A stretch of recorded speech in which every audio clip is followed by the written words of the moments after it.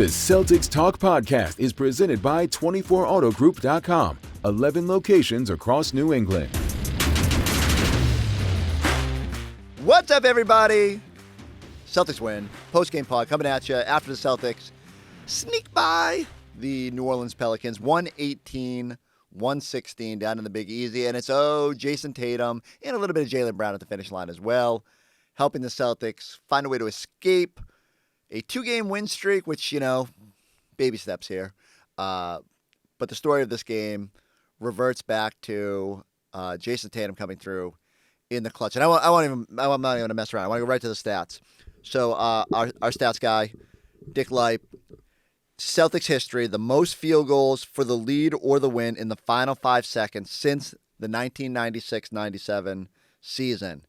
Jayson Tatum is now tied with Paul Pierce with 13 of them. Antoine Walker, 6. Ray Allen, 4. And then a whole bunch of guys at 3. Avery Bradley, Jaylen Brown, Ricky Davis, Rick Fox, Jay Green. I'm not sure which Jeff Green. That's probably Jeff Green. Al Horford, and Evan Turner. There's this notion, because the Celtics have sometimes, especially in this little stretch of December and January, not been good in clutch moments, that Jayson Tatum in particular has not always come through in those situations. But 3 times this year, at least. So against Toronto, where he hit the sort of a broken down play, he hits the game winner against Toronto. Had the one against Houston, and now this one, to win it in New Orleans. And again, this wasn't picture perfect execution from the Celtics at the finish line, but after C.J. McCollum hits to tie the game at 116 with 24 seconds exactly on the clock, Tatum wisely takes the clock all the way down. Joe Mazzulla doesn't call a timeout. They like the forcing New Orleans to play with the defenders on the court. This court's pretty well spaced. Tatum gets the switch on McCollum, so he's got a height advantage. His initial attempt to drive, kind of starts to try. I think because I always remember Paul Pierce wanted to get to that right side. You want to get to the right elbow and then hit the fadeaway. But Javonte Green shuffled over, so Tatum kind of goes the opposite way. Trey Murphy doesn't come with enough help, leaves McCollum in a little bit of a tough matchup, at least based on the size. And Tatum hits the fadeaway to give the Celtics the victory. 0.2 left on the clock as it rips through the twine, and at that point, New Orleans can't get anything off at the final shot, at least without running just a tip play. Tatum's been really good. I joked on our postgame show that so coming into the season, the NBA does one of the, and it's been a few years now, but they do the Clutch Player Award, where player who thrives in a situation, especially throughout the end of games scenarios. And Tatum wasn't even listed on the odds to open the season. Okay. Again, Celtics hadn't been great in those situations. Even last year during their championship season, they were not always crisp in clutch moments. But Tatum has rocketed up the board. I think he's at 3rd on most sites now, tucked behind only Nikola Jokic, who we know is so good in those moments and always makes big plays in those situations. And I believe SGA, Shai Gilgeous-Alexander, is the only other player ahead of him right now. That Tatum has muscled his way into that conversation speaks volumes about his progress. I think back a couple seasons ago, ironically against Denver, where they tried to get him on the baseline. He rushed a little bit, didn't get a good shot off. He's just so much more composed. Even tonight, where it's not the ideal flow, at least he's getting to a spot, getting a matchup, and getting a shot off. That's half the battle, too. There's been instances where the Celtics would be tripping all over themselves and wouldn't even get a shot off before the buzzer. And so, look, it's still a little bit maddening when you consider the absences on the New Orleans side tonight, that DeJounte Murray, unfortunately, tears an Achilles and has to leave this game in the first half, that the Celtics let that team linger, and that's been something that's happening every night this season, where another player on the other side, Trey Murphy tonight, is flirting with career highs and making tough shots. I mean, Murphy threw in this ridiculous bank 3 in the final moments, and you're like, you know what? Maybe it's just not the Celtics' night. But it's Tatum and a little help from Jaylen Brown at the finish line. The play before before McCollum's was essentially Jaylen Brown hitting a pull-up to give the Celtics the lead in the final minute. So sometimes, especially when you're going through it, you just need your superstars to get you to the finish line. I thought Tatum and Brown were fantastic in this game. Tatum finishes not only with 27 points, but 10 assists, creates 25 points off of that. It was him getting Luke Cornett going early in the fourth quarter when the Celtics needed a little boost. It was Tatum in the second quarter, so he plays the whole first quarter. Celtics were a little up and down. He comes back midway through the second quarter, hits a couple of threes. It kind of gave him a jolt, pushed the Celtics out front after being a little bit behind. I don't think either team led by double digits in this game, and it was just sort of back and forth, and the Celtics couldn't quite put them away. And give credit to New Orleans for hanging in there, hitting some tough shots, for being feisty. The refs miss a goaltend call on a KP foul when he gets fouled going up with it. And so then he misses 2 free throws. Just like a lot of weird stuff going on in this game that could have made it a lot easier. But ultimately it boils down to Jayson Tatum needs to make a shot, and he does. And, all I was thinking in my mind was Joe Mazzulla had talked about it earlier this week about, part of the reason the Celtics are in a little bit of a rut boils down to they have not been great in clutch situations, that they've fumbled away the loss to teams like Houston and the Clippers going to overtime. Like they haven't been able to get out of their own way at various times throughout this little roller coaster stretch. And now here they are making the big shot. And so Jaylen Brown, today was the anniversary of the energy is about to shift. It's clearly already shifted for Tatum in terms of clutch play. But maybe, just maybe, it's shifting a little bit for the Celtics, and maybe they can start to have a better run in these close games. Will go a long way towards curing a lot of what ails them. All of a sudden, the little bumps in the road, you manage to sneak out with a win, you prolong a win streak. Maybe we're not nitpicking quite as much. We do deserve to say, contributions up and down the roster in this one. Kristaps Porzingis was flirting with a 5x5 game for much of this night.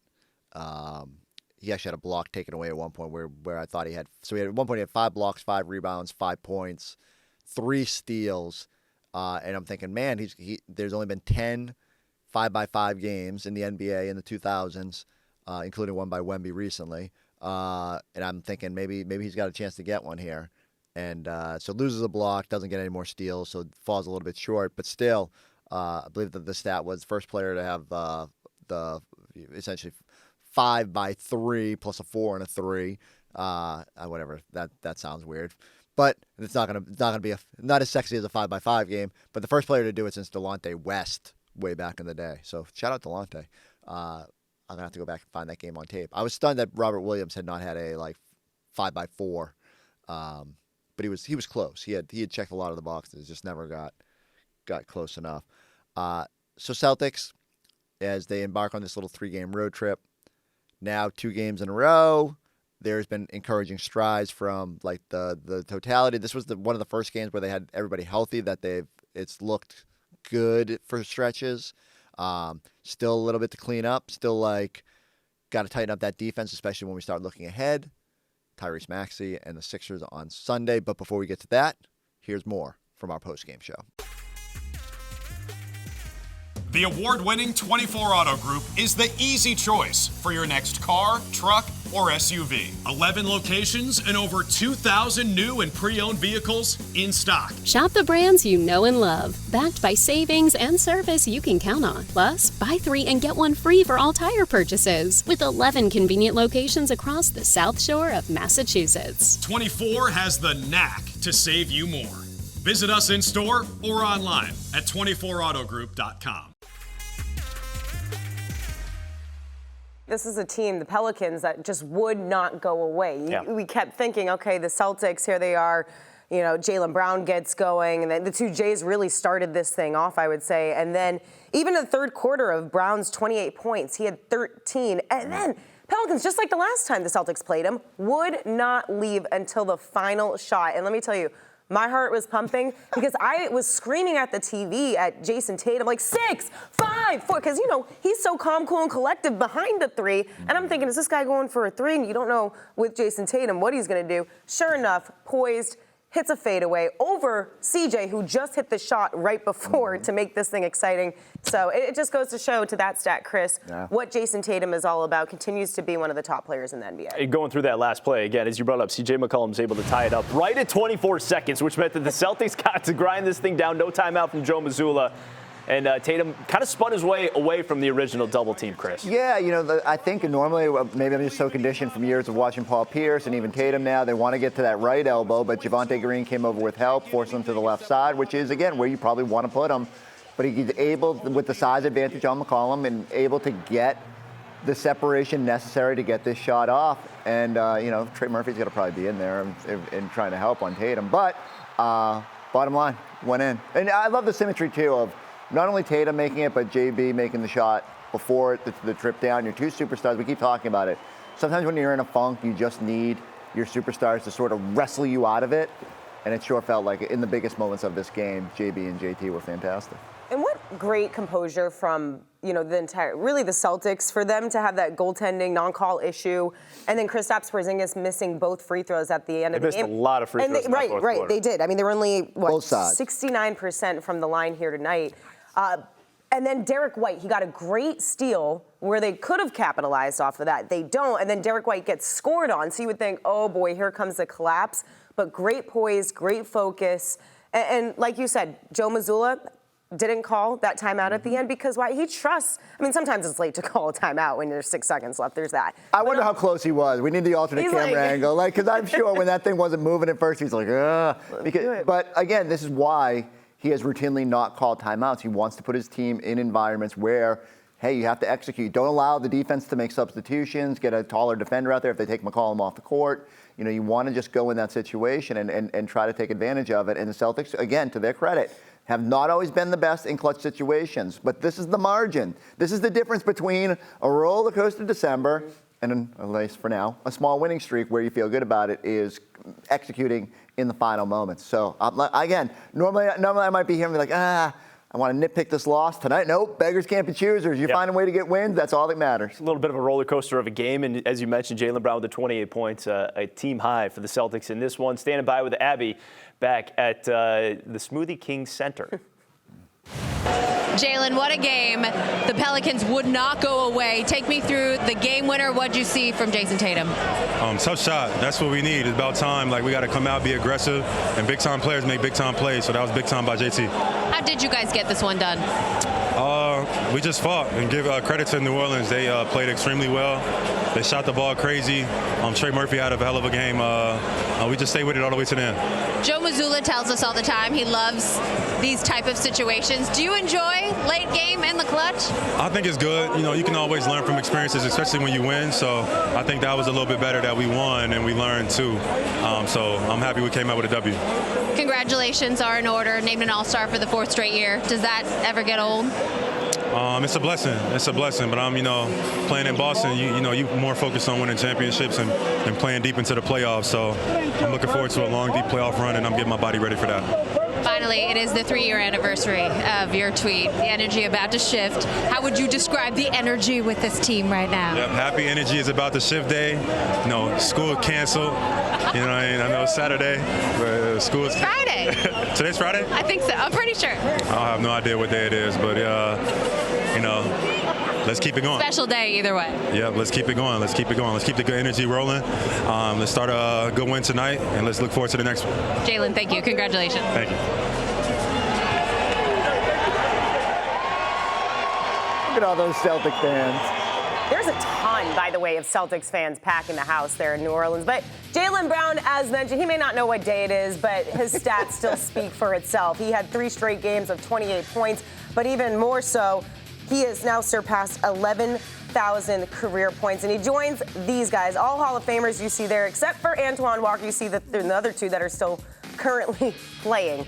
But Jaylen Brown, the energy shifter, happy energy shifting day. What are we saying? Happy energy shift day? School's canceled. School's canceled. Right, yeah, right. So again, we were talking about our pregame show about just how much that tweet. Ever since then, they've been super successful. Last season they didn't really need an energy shift at any point. They were fantastic for pretty much the duration. This year they might need a little bit of an energy shift, an energy boost, an energy jolt, whatever it takes. Maybe this is just a little something, a little extra, a little motivation, a little reminder that even though you go through these up and down periods, that you can find it. I thought JB was great in this game. 3 straight games now with 28 points. And he's been super efficient. He's taking care of I almost said take care of the basketball. He almost turned it over right there. But in general, he has been very good.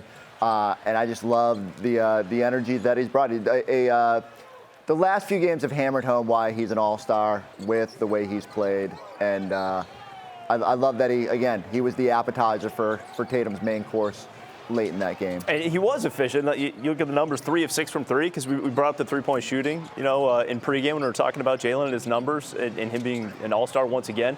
Made a couple big threes, I think it was in the second quarter there to kind of get them going. But all in all, a pretty efficient night, and only the 1 turnover. And it's great to see how Jays, when we talk about the 2 Jays starting it off early, they're kind of the predictable guys. And usually it's been, as of late, maybe the past 5-7 games, we see Kristaps Porzingis getting into his rhythm, hitting early shots. But then you see the Jays start to do it, and then Kristaps starts to add to it. Peyton Pritchard can come off the bench, English.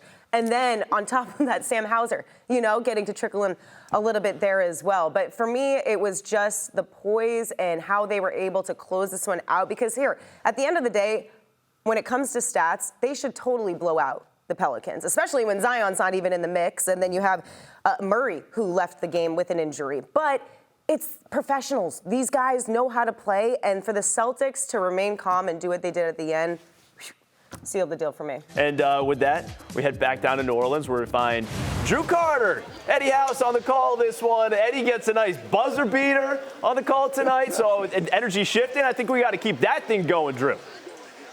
Yeah, Giles, we stole Eddie for this one. We wanted to have Eddie see this one up close and personal here in New Orleans because, man, that's a heck of a game. And, we can talk about what happened for the full 48, but I know what you love is the last minute, Eddie, with the 2 biggest shots of the game, one from Jaylen Brown and one from Jayson Tatum. Yeah, it was huge. Our 2 superstars stepped up in the biggest moments. Jaylen with the shot on the baseline side, and then JT, we all seen that. But, again, 30-plus assists were 14-0, so it's a recipe there that we have. But it all starts with defense. I thought KP was phenomenal tonight, setting the tone for us defensively. And I think Derek White was phenomenal as well. He had a few deflections, a couple steals that led to some baskets. So, again, I've always been saying it. The guys back in the studio know. I say our defense, when our defense is on point, it seems like our offense is humming and then the ball buzzes around and guys are sharing the basketball. Yeah, 18 forced turnovers is one of the Celtics' best marks of the season. It's something Joe Mazzulla's been talking about really for a couple of months now. They want to force more turnovers because it's what Eddie's talking about. Get out in transition, get yourself some easy shots. And the ball on offense, even in the half court, I feel like, was really zipping around. I mean, this is some of the best ball movement we've seen all year. It was. I think the ball movement kind of got stagnant in the fourth quarter because we were just running that elbow action to get Jayson Tatum the ball. And then off of that, we did get one where the ball did move, where they passed it to KP. He had an opportunity to take that shot, but he passed up a good shot to get a great shot and hit D. White in the corner for that corner 3. So it's just when the ball is moving like that is really tough to beat the Celtics. Goaltending, what was your kind of deal about? I didn't know what happened, honestly. I just saw the whole bench react and showing this, and I understood, okay, it probably was going in, and they were like, I don't know. I still haven't seen the play, but probably the refs missed something there, by the reaction. And then, of course, I smoked both free throws, Unbelievable. What was going through your mind at the line? No, nothing. I was just shooting my free throws, and honestly, today's shot was a little bit off, but I was like, and then missed the first one again. I'm like, come on, third one already. I missed the second one. I don't know when it was, but yeah, it happens, and the most importantly, JT hit the game winner. He was due for one, and beautiful ending. You guys ran the same play a bunch of times there early in the fourth quarter. Ran what? The same play a bunch of times there early in the fourth quarter. Yeah. What caused you guys to go to that, and what was working with that? That one from where I'm coming out the corner? Yeah. It was Joe's call, and I think it's hard to stop because we also given space to either JT or JB to attack from the elbow, and then I'm coming out the corner, and then they have to make a decision. If they switch, then I have the guard on me. I can just, keep curling, and we have options from there. And we had a great kick out to DY to the 3, so we're getting good stuff out of it, getting fouled and stuff. So that's a really good play, and good calls by Joe. What's the rhythm like for you when you're going offense, defense down the stretch, kind of come in and out? For me, nothing changed. We trust Al, and he comes in for defense, and then when my name gets called, I'm always ready, and nothing changed for me. What did you like the execution down the stretch? That's been an issue at times this season for you guys, kind of figuring it out. Yeah, it was pretty good. I thought our defense was good too. They hit like this bank 3. They hit a couple more like tough floater, left-hand floater, CJ McCollum, and then we were like missing 6 free throws or 8 free throws in the fourth. So that game should have not been that close, but it was, and that's a little bit been our luck this season, regular season. But I believe it will turn, and we just have to stay with it and keep playing hard. Joe tells us all the time how much he likes those moments of adversity. Do you enjoy those late game clutch situations? I mean, of course, there's something to, especially if you win, right? It's always fun. Those games are fun towards the end because that's like the stage for big moments, no? Somebody can hit a game winner, something crazy can happen, but I also enjoy just cruising and winning by 20, 30, so let's try to do more of that. I mean, I seen when they scored their last shot, it's 24 seconds left in the game, no shot clock. So all about just getting the last shot. Knew the matchup we wanted to get, got our spacing right, and it was all about just making sure that we took the last shot. What are you kind of looking for, like as that's transpiring in terms of the spacing, the timing? Like what kind of things are you monitoring that's going on? I was looking at their coach. I was looking at Javante. I was trying to see if they were going to tell him to hit. Get the ball in my hand. I thought he did. He hesitated, and he stayed with Drew. I turned my back, spin move, and got to my spot. Is it that much sweeter that it was Javante? I mean, I guess so. I'm glad we made enough plays down the stretch to win. Give those guys credit. They played great tonight. Obviously Trey Murphy had a career night, so they made it tough on us, and they made us work. What were the keys to the late game execution you guys coming? I wish we'd have made some more free throws, but we was playing hard on defense. A couple fouls that I don't really agree with, but just on the offensive end, we got to our spacing. I would catch on the elbow, look for KP on that rip screen. If he wasn't open, I would attack. They tried to steal the ball from me. I threw it to JB. He had to pull up right before that, so. We were just in the right space, and we just had a lot of different options that we could attack from. All right, win is a win is a win. Celtics find a way. Everybody chips in. Special shout out. I thought Luke Cornett got robbed on the Tommy Award tonight. Kristaps was awesome, and when you get 7 stocks and do what Kristaps did, you probably you're going to get the Tommy Award. But Luke's efforts early in the fourth quarter.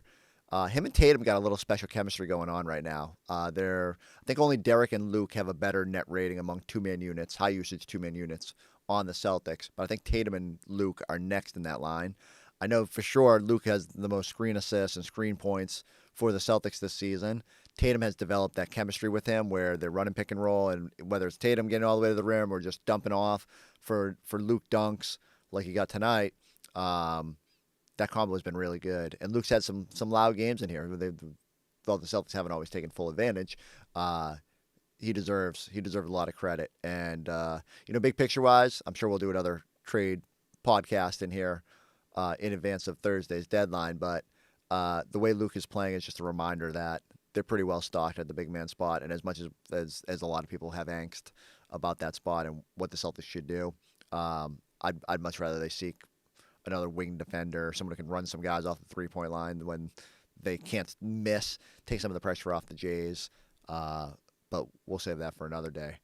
In the more immediate future, Celtics visit the Philadelphia 76ers on Sunday afternoon. A little chance for revenge after losing at home on Christmas Day. The only 2-game losing streak of the Celtics this season. We joke all the time. They're 13-1 after a loss. They know how to dust themselves off and play better the next time out. But that Philly game was the one time where they didn't turn around and find it, and shorthanded Philly found a way to win that game. Maxey has been great. He had a big night tonight, even though they fall to the Denver Nuggets because Jokic, back to the clutch stuff, makes a game winner with 30-something seconds to go beyond the three-point arc. Gershon Yabusele, he popped up in the trade rumors, even though I'm not sure I expect the Sixers to move him. Or if they do, I don't know if a second-round pick is enough to muscle him away, considering the way he's playing. But you got to keep an eye on him. I thought, look, the evolution of the Dancing Bear has been pretty phenomenal to watch. He has been a absolutely dominant force in international play, Olympic play. He's given France a real weapon over there, and I was kind of wondering when his next opportunity would come. And so signs with the Sixers. I don't know if he knew Embiid would be out this much, that the team would struggle this much, but it was definitely a chance to reassert himself. And so 28 points against the Nuggets tonight. Dancing Bear's got it going on. Celtics got to account for him when he's in town, and would be nice. I've long dreamed of seeing Yabu back in green, but I don't know. We'll see if the Sixers are willing to part with him before the deadline, and what the ransom might be to win his services down the stretch of the season. And then, look, the Sixers, because they're going to probably lose their pick anyway, might just roll the dice and see where it lands, and hope that Embiid gets healthy, and hope that Maxey is good, and there'll be one heck of an interesting 8th seed or play-in team or wherever they end up in the standings. But that game Sunday should be interesting. Celtics got to find a way to lock up the defense, be a little bit better than they have been, and keep Maxey under control, regardless of who else is on the court for those Sixers. We'll be right back here with you on the Celtics Talk podcast. The postgame pod will be coming to you after that one. So go like, go subscribe, go watch all the Jayson Tatum game winners, because there's a lot of tape out there now after what he's doing this season. We'll catch you on Sunday night on the postgame pod.